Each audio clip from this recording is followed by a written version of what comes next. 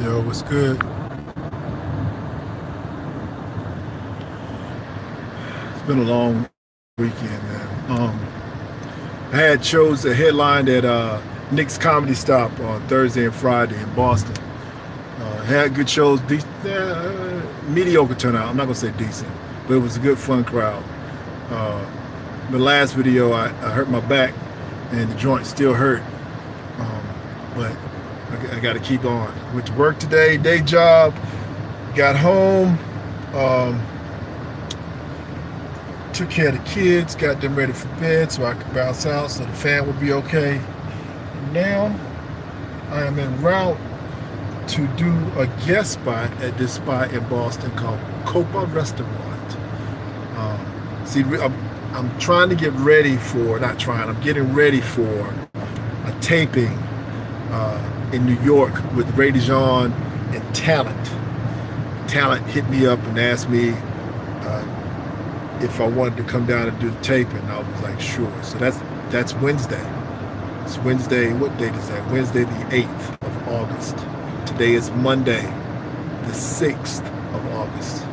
So I have 2 days to figure out what I'm going to, not only figure out what I'm going to do, I guess I have to figure out what I'm going to do between now and Copa Restaurant, because that's the material that I'm going to be working on. 10 minutes. I don't know, 10 minutes is, for me, my concern about doing these 10 minutes is that the type of crowd that's going to be there. So I have to do jokes that work for all crowds.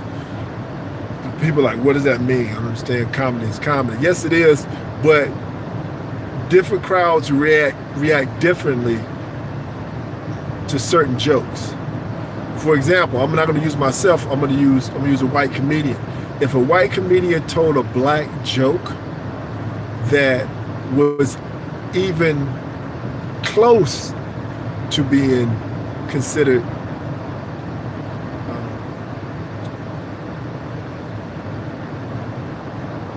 I don't want to say I'm looking for the right word, out of color, politically incorrect. They saw the joke that came close to being politically incorrect, especially if it had to do with race, and it's in a white crowd, it's for a white audience, and there are just a few black people in there, white people won't laugh.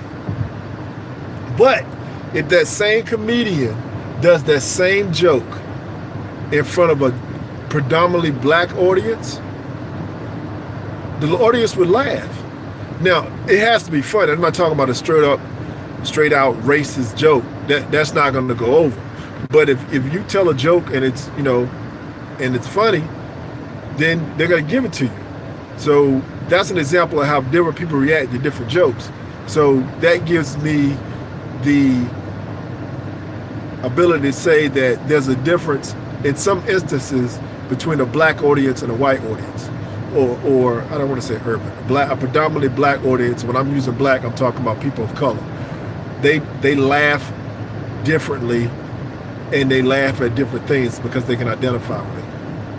However, if you can get your joke to laugh, if you get laughs out of black joke, if you get a laugh out of a black audience, 9 times out of 10, that same joke is going to go over in a white audience, unless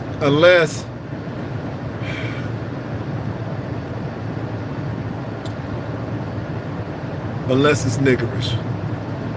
I don't know how else to put it.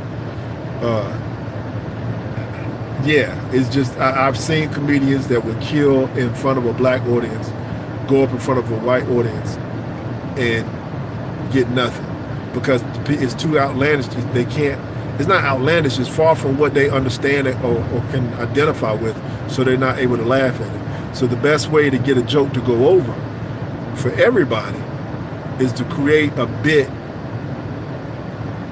that everyone can identify with, just like music, poetry, just art in general. It transcends gender, race, ethnicity, age, if it's good. So that's what I got to decide. I went way too deep in it.